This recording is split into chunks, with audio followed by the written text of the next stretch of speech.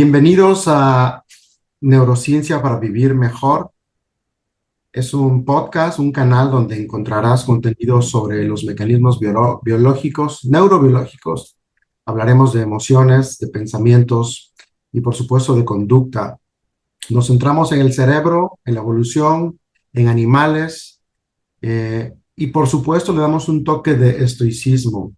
Creemos en este podcast que comprender la naturaleza y el cerebro es el principio para poder controlar lo que depende de ti y creemos que ese es el inicio del bienestar para vivir mejor. Thank you very much, my friend Jim, for accepting this invitation to discuss today the topic such an important as sex. Sex is everywhere, and thanks to sex we are here discussing here, thanks to the idea that someone's sex in the past. Exactly. Well, So, thank you very much for having me, Hino. It's my pleasure, and I'm sure this is going to be an amazing podcast for everybody who wants to know a bit more about sex. Let me introduce you. I know Professor Jim Pfaus since probably 25 years ago. Talking about the neurobiology of sex is impossible if we don't discuss findings of Jim Pfaus. He has been undoubtedly a reference for everybody in the world, for sure in Mexico and for sure in my life, to discuss how to explore sex and what are the important questions to ask, not only from the scientific point of view, but also from a philosophical point of view directed to reach well-being in men and women. So the idea is that we want to be talking with you in lay language, many topics. I would like to start, Jim, with this brief, funny story that is attributed to Woody Allen. I don't know if you know it, but Woody Allen was asked once, what are the three important things in life? And he replied, well, there are only three really important things in life that matter. The very first is sex. The other two, I don't remember. So this takes you to the idea that sex is really something that is being in the mind of the people and animals throughout evolution. And I would like to start asking you this, Jim. You, as an international scientist that know about the neurobiology of sex, you've been a speaker, a lecturer in many different cultures and countries. How do you see sex different from culture to culture? And how important do you think it is for people internationally speaking? That's a very important question because I think at one level, sex is the same, regardless of culture. People want it, people work for it, hopefully people enjoy it. Unfortunately, some people don't. And that can cross different cultural lines, it can cross lines of gender, it can cross lines of psychiatric illness, it can cross all sorts of different lines, not just cultural.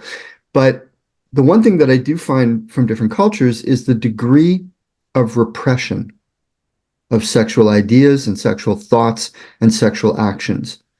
And so it's not really so much about excitation. Many cultures do not approve of the freedom of sexuality, and they repress it to varying degrees. And we can have sexual revolutions. I mean, we had one in the West. Mexico's had, everybody's had a sexual revolution at one time or another, but what comes back is a degree of repression. And the repression leads to a lack of knowledge, a lack of education, which then leads to people not knowing anything about sex, except that, it's probably there to be controlled by other people, maybe to be controlled by the government or by a church or by, any other organization that people belong to. And people get these ideas of what is considered normal.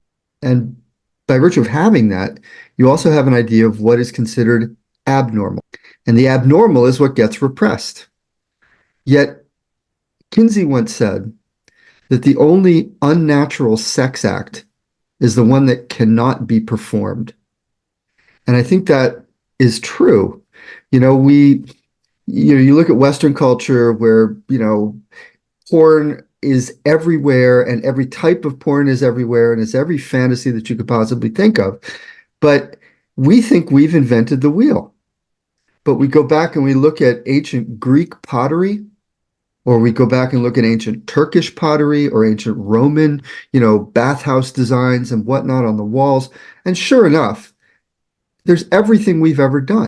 We can look at this from 18th century art or Japanese art, Shenga art. And sure enough, there's everything we've ever done. And in fact, a lot of it has never even been filmed or have pictures taken of for porn. So for modern porn. So I think, the fact is that different cultures, even at different times, repress sexuality in certain ways. But the impulse to do it, which is so important for evolution, for sexual evolution. I mean, asexuality, if you're one of these species that can, simply auto-fertilize itself and become parthenogenetic so that you can, make clones of yourself, what repression is there? Nothing, right? You wake up, you grow up, you have your own babies, which are clones of yourself, and then you die. And in between there, you eat. But that's it. Right. But for cultures that are, for species that are expressing sexual, right, reproduction, it's so interesting that most species, all but us really, don't repress it, but we repress it. Somehow there is this idea that sex is for reproduction only, reproduction purposes. And there is all these beliefs that if sex goes beyond reproduction, somehow it's abnormal. But right.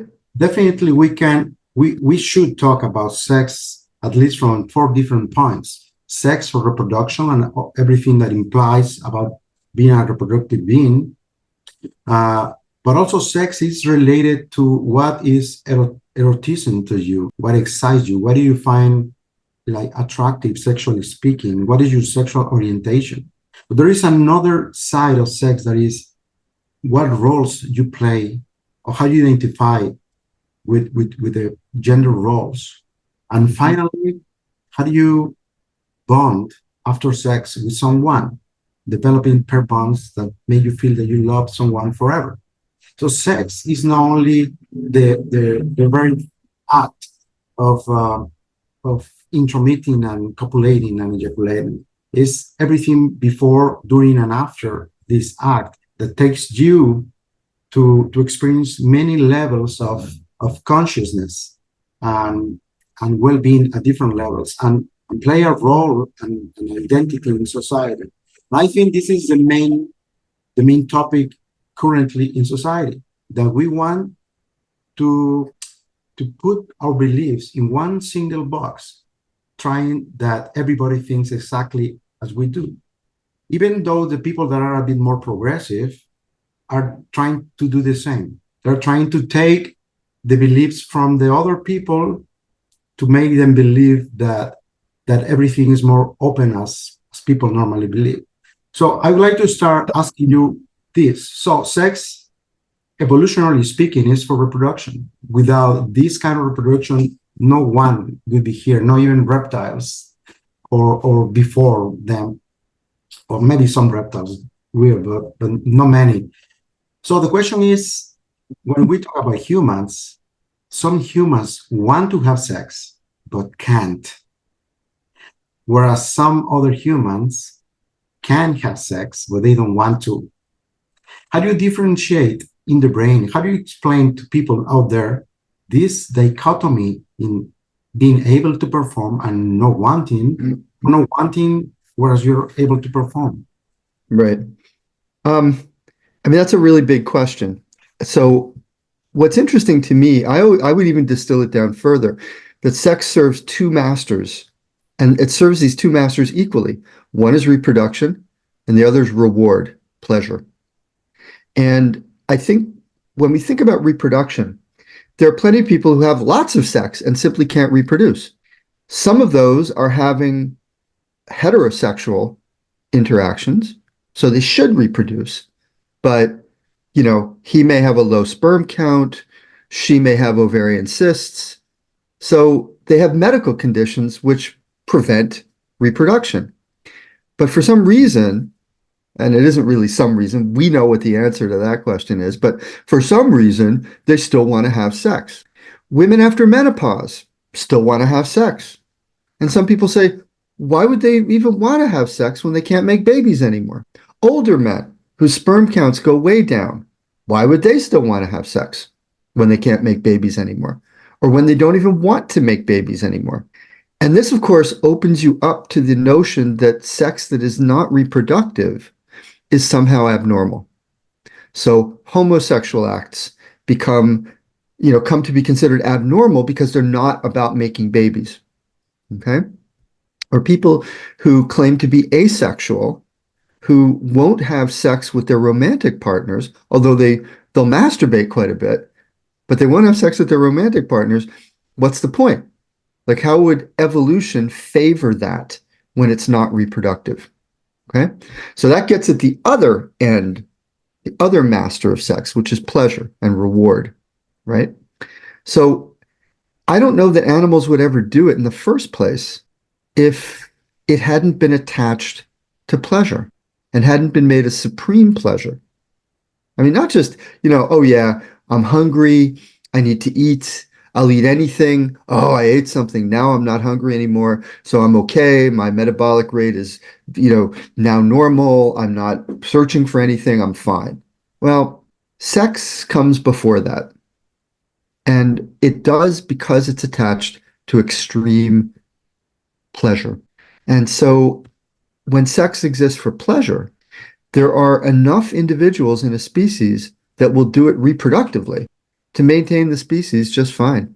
Some will do it with fetish objects. Some will do it with same-sex partners. Some will do it with no-sex partners. And some will do it alone. And in a way, it just doesn't matter because enough members of our species do it reproductively, even if that's not their first choice. I mean, many gay people, for example, are having babies. Why are they doing that? How could they possibly do it? Well, they do because there's nothing wrong with, a lesbian's egg and a gay man's sperm. And in fact, the babies that they make are no more likely to be heterosexual or homosexual, as you would find in the general population. So what that means is there's a law for the individual and a law for the species. The law for the species is enough people reproduce, enough individuals reproduce, the species are fine. For the individual, it's all about what is most pleasurable and what you like and what you don't like. And interestingly, that which is most pleasurable, as it turns out, is also likely to facilitate reproduction, especially in a heterosexual circumstance. So in fact, it's not the dichotomy of reproduction versus reward. It's the two are actually interactive. And we know this from the studies that we've done, how pleasurable stimulation in females, for example, clitoral stimulation, can facilitate reproductive outcomes, especially when it's in their control. Right. So it's, you know what I mean? So there's a whole way of blending these two things that, like evolutionary psychologists have always thought, oh, these are very distinct things. One is ultimate causality and the other is proximate causality. And, biologists study ultimate causality because it's all about evolution and reproduction. And psychologists study proximate causality because it's all about pleasure and things that have nothing to do with reproduction. But yet pleasure has everything to do with reproduction. Ejaculation is an orgasm in most cases. Female orgasm, producing an upsuck mechanism, right, that kind of helps sperm transport, into the fallopian tube so that eggs can be impregnated. All of that means that the two things are one thing, really. Right. So maybe we can tell our audience that despite the brain controls all the expressions of sex, there are specialized areas that can control how much sex we want, how we experience reward. Yeah. And how can you perform the act of sex itself? So this takes me to a different question. If reward is so important and is part of the motivations and forces that lead people to want to have sex, how can we discuss the idea that out there in many cultures are many people who cannot experience reward during sex, mainly probably women in particular cultures with particular kind of partners, perhaps? What can science from this idea, what we understand on the neurobiology of behavior, what can we tell people who has never experienced a reward in the form of orgasm about what might be wrong or what is the way to go? Well, I think there's two things to consider there with that question. One is, have these people, what kind of sex are they having, right? So we could easily imagine that there's an orgasm gap. People have talked about this since Kinsey, that men are much more likely to have an orgasm when they have sex compared to women. And part of that is, I think, due to the fact that we don't train men about women's bodies. The fact is, we haven't even known about the full extent of the full structure of the clitoris since 1998. So prior to that, everybody thinks that the clitoris was like either a little penis, or, which of course it is. I mean, a penis is really a distended clitoris. But we could imagine that in the inner part of the clitoris, right, which is in the wall of the above the vagina, right, and around the vagina. Well, if we didn't even know it existed, what on earth could we have taught people about where pleasure exists for a woman, right? And what do we teach women to discover their own pleasure, right? If she's serving a reproductive end, then pleasure doesn't even enter into it. If she's serving her husband, right, as essentially a life support system for her vagina, then pleasure doesn't enter into it. And if people learn that in different cultures, that that's your role, is to keep your husband happy, then your own pleasure, if you experience it at all, is put on the back burner and is not something that you explore in your own body. Now, Kinsey showed, even back in the 1940s and 50s, that despite that, women were still exploring. And a lot more women were having pleasure and having orgasms than would have been predicted on the basis of, just this reproductive notion that sex, for women is serving making babies and not giving themselves pleasure. So I think pleasure exists, but people don't know their bodies. And it's part of that education that people get, where they are taught that touching yourself is disgusting, that you shouldn't do it, that it goes again, you're going to go to hell if you do it, bad things will happen to you if you do it. If you incorporate that belief, then everything down there is icky and nasty, and you don't like it, and it doesn't feel good, and it doesn't smell good, it doesn't taste good. But if you don't believe that, right, either because nobody ever told you not to, or because you, in fact, were encouraged to discover yourself, then this orgasm gap goes away. And women have pleasure. They experience the pleasure of that. And of course, that makes them healthier, happier, psychologically and physically, just like it does men. But even men, and I have to say this, even men, we understand our penises very well, but that doesn't mean that we understand a woman's body. We have to learn about that. And every woman is different, just like every man is different. So what each of us likes, we have to be able to tell our partners about that. But we don't even learn a language to be able to speak about sex. I mean, how many people say the word penis and not a short form of that, like dick, right? How many people know or are willing to even say, oh, I like it when you do this to me. I don't like it when you do that to me. A lot of people say, oh, I can't tell my partner that, it'll hurt his or her feelings. Right. So I'll let him do what they do, and then, if he ejaculates too quickly before I've had a chance to really get into it, When he falls asleep, I'll just masturbate. I'll make my own orgasms and then I'll fall asleep too. And that's not really a good sex life, is it? Right? And so I think the lack of education, the lack of a language to talk to each other about it, it produces expectations about what sex is. And so consequently, you get used to not having reward. You get used to it being one thing in the brain, being interpreted a certain way, but not a way that it could be interpreted and might in the future be interpreted when you get a new lover who actually understands your body and is interested in sort of, I don't know, developing you and him or her as a unit. Now that you mention a new lover, I think it's important to tell that whatever you think it works, it might not works in the future with different partners. It's a big mistake that many young people commit. So I would add the idea that one of the first requirements for sex to be rewarding is to know yourself, know how your body works.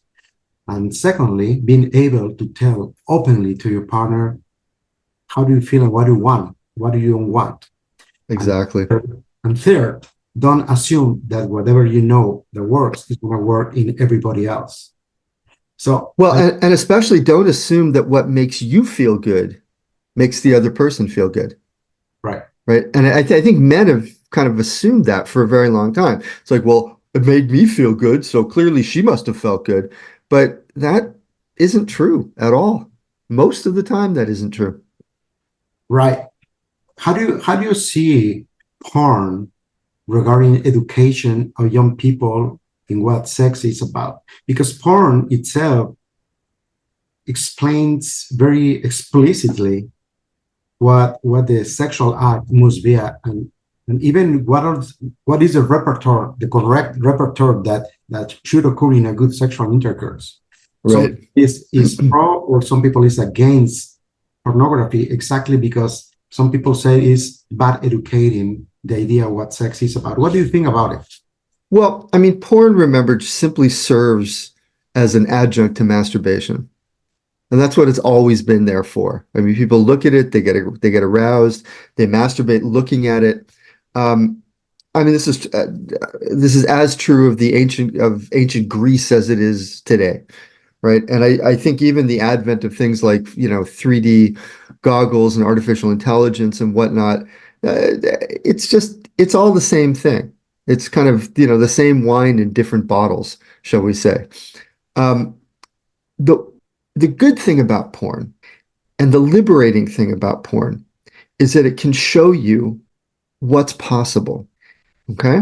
The bad thing about porn is that it has become, at least nowadays, it has become formulaic, very much like pop music. One song sounds exactly like the other, sounds exactly like the next one, exactly like the next one. Everybody's imitating everybody else, and now everything sounds the same. And porn follows a formula. Now, the formulas are a little bit different in different epochs of porn, but again, nowadays it follows a formula. And the formula has so and so many minutes of kissing and fondling, so and so many minutes of kissing and fondling with clothes coming off, and then, oral sex, usually by the woman of the man, if it's heterosexual, but sometimes, by the man of the woman. And then they get down to it. And they show you 3 or 4 different positions. Then the guy ejaculates and it's over. Now, this reinforces stereotypes. First off, you'll see this and say, oh my God, so that's what sex is. No, that's not what sex is. That's never going to be what sex is. Sex is going to be very different from what you see in porn, right? And the second thing that it reinforces is that sex ends with an ejaculation. And it doesn't end with an erection, or it doesn't start with an erection and end with an ejaculation, not as far as she's concerned, at least, maybe as far as he's concerned. But then that shows you kind of the dominance of male erotic ideas relative to women's erotic ideas. Yeah. And so some people make porn for women that doesn't begin and end with an erect penis. They'll do other things. okay? And film it in a different way, from a different point of view, from her point of view as opposed to his point of view. And I think it's not a danger that people will think that this is real, because once they actually start having sex themselves, they'll realize, oh my God, this is so not real, okay? But it will still be something that arouses them, and maybe something that they will secretly use to arouse themselves because the sex they're having with their partners isn't nearly as arousing, right? So imagine that they're doing the same thing once a week, every Friday night, in the bedroom with the lights out, in the same position. Like, I mean, this is like eating, I don't know, like eating fish tacos every night. Who would want to do that? Fish tacos are great, but if you eat it every night, it ain't so great. So you want to have more than just one position, more than just one way of doing it. You want to do things that are unexpected to raise your arousal. So porn shows you one way of doing things. And if people think that that's the way it should be done, then they're going to discover that that can get boring. Yeah. And so quite often, I think when people are anti-porn, sometimes they're just anti-sex, right? And they use porn as a means of showing their anti-sexuality or anti-masturbation, anti-autosexuality. But the people that say, well, porn reinforces stereotypes, I think to some extent that's true. But what you can do is teach your kids that they are stereotypes, that they're very arousing, but that it's not real. These are actors, okay? And women don't yell and scream throughout the entire sex act, okay? They don't talk throughout the entire sex act. Men can talk and can yell and scream and can make utterances as opposed to just going at the end, okay? So the stereotypes that get reinforced with this are I think not damaging, but they certainly are about as unreal as pop music is unreal in terms of the rest of music. Regarding porn, do you think such a thing as porn addiction actually exists? No, not at all. The thing about addiction when it comes from drugs is that the drugs take over the system. Now, some people who believe in porn addiction say, well, porn took over my system because I was just driven to it. Well, yeah, you were driven to it because what you have is really a compulsive sexual behavior disorder in which porn and watching porn is the expression of. But the thing that people forget is that watching porn is not what people are doing. They're watching porn and masturbating. And when they masturbate and ejaculate, have orgasm, they go into a refractory period. And this is where the people who talk about sex addiction, I think, like a train going off the rails, their ideas go off the rails because you don't get that with drugs. You have a constant wanting and craving of a drug. But here, with normal behavior, the brain has systems for excitation and inhibition. So excitation turns it on, but things like orgasm turn it off. And this is true for men as well as women, right? Women can have maybe 50 orgasms before they're done, but they know they're done because, levels of certain neurotransmitters like serotonin and the opioids go up and they shut everything down. So now you're in a refractory period where, further sexual stimulation doesn't get you aroused. In fact, you just want to sleep, okay, which like a lot of people do.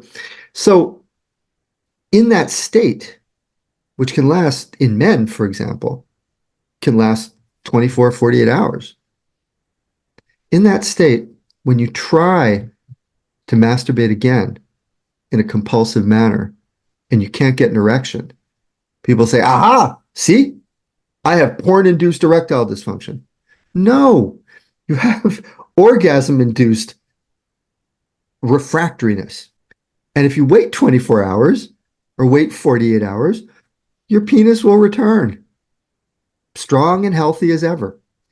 And experiencing orgasm is good for you. So the problem is when things become compulsive, you blame it on the porn rather than blaming it on yourself, right? Right. And that's something that, again, is very similar to the way people respond to drugs. They say, oh, here's a cue, the cue is telling me that the drug is available, and now I get all aroused, and I start getting motor mouth, and I can't think about anything else but taking the drug, and I want the drug, and I need the drug, and they go after the drug, and the drug is everything, and they don't pay their bills, and they don't talk to people anymore. They just are alone with their drug. And people say, well, see, that's similar. I come home and I get on the internet and I download porn and I watch it for 6, 7 hours. Will you watch it for 6, 7 hours, or you masturbate to it for 6, 7 hours?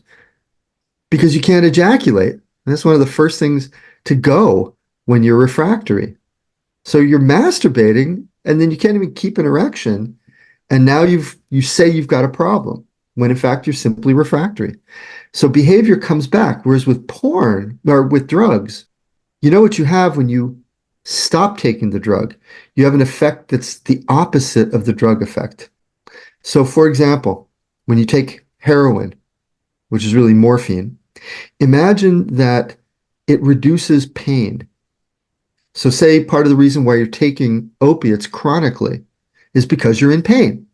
So you take them and you get addicted to them. Here's the nature of addiction. It's called withdrawal. When you stop taking the drug, what happens is that your brain and the regions of your brain that have had the pain response depressed by the drug now come back, but they don't come back to normal. Before they can go back to normal, they're hyper excitable. Okay? So instead of analgesia, right, the removal of pain, you get something called hyperalgesia, which is that everything is painful. I mean, somebody hits you on the back of the head. Hey, how you doing, Genaro? And you're like, ow, ow, what did you just do to me? Ow, that hurts. Well, it wouldn't normally hurt. But because you're in that state of morphine withdrawal, now it hurts. Right. That's not what happens with sex. Right. And it's not even what happens with food. So natural rewards don't induce addiction, but they can induce obsessive compulsive behavior. Would you say that this compulsive behavior is mediated by sensitization of the systems that control wanting sex? That this kind of sensitization might remind us of a bit of what happens in drug addiction, like wanting more, even though your hedonic experience is exactly the same. And probably this is what people believing in porn as an addiction might refer to. That's absolutely right. And of course, the system we're talking about here is dopamine. It's not the brain's reward system, it's the brain's attention system. So it's a system that allows you to look at things and say, oh, I like that thing more than that other thing. Yeah. And that system sensitizes not only with intermittent use, meaning you do it sometimes, but it also sensitizes with something that in neurobiological terms is called reward prediction error. And what do we mean by that? By reward prediction error, it means you expect something to happen and it doesn't happen.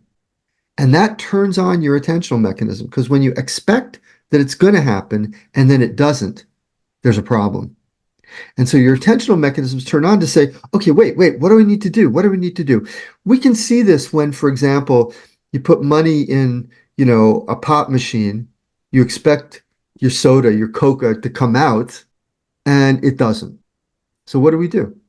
We press the button harder. We press the button harder. We push the machine, right? We do all this kind of crazy stuff to figure out why didn't it work, right? And that's your attentional mechanism. We cannot compensate with extra behavior what we're expecting to occur, right? Exactly.